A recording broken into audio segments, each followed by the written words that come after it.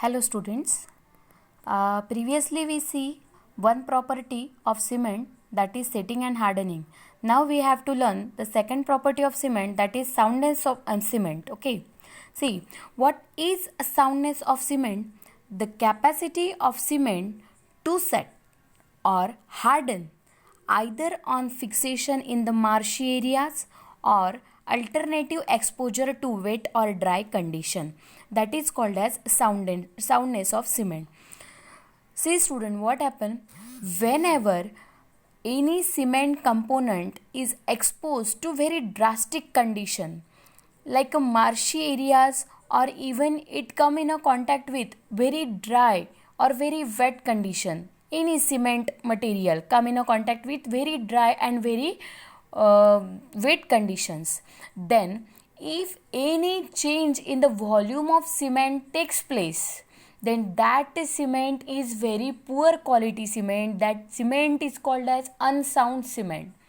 But if the cement come in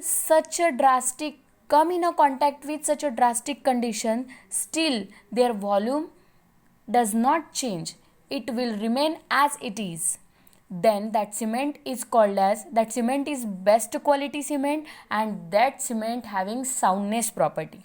Okay, so this definition also explains the same, the capacity of cement to set or harden in such a way that even that cement come in the contact with marshy areas or alternately exposed to very wet and dry condition, it will remains as it is. If it is happened, then that cement is called as soundness of cement. That property is called as soundness of cement. And if cement come in a contact with any bad condition, or come in a contact with very drastic condition, and if any changes takes place in the structure of cement, in the volume of cement, then that cement is called as unsound cement.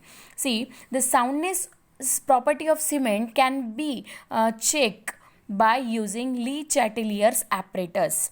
Now, what does Le Chatelier's apparatus include? It having a structure like this.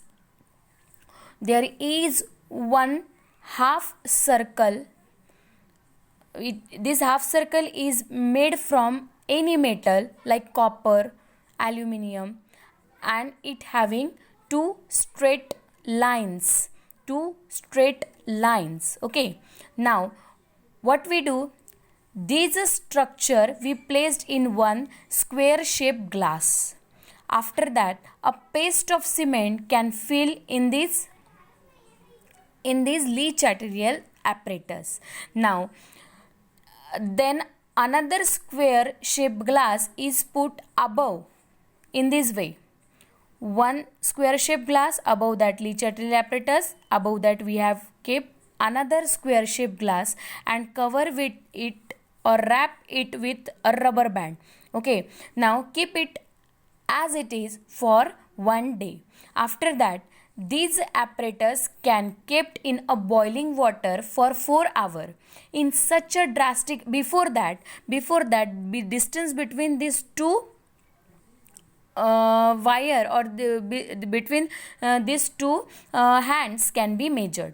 Okay, after boiling in the water, it can be removed, cool down, and then further measure a distance between these two hands. If this distance will be increased or this distance will be reduced, and if that reduction or increase in the size of that cement is more than 3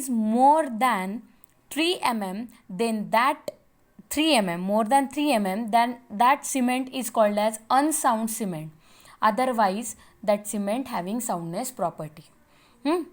I think all of you understand very well what is a soundness of cement. This is all about the soundness of cement. Now, another properties of cement, that is heat of hydration. Another property is heat of hydration. What is heat of hydration? Whenever we mix water in the cement, then various constituents present in the cement react with water, and it will form either crystal or it form a gel. During crystal and gel formation, it will evolve or remove some amount of energy or heat. Okay, and that heat is called as heat of hydration.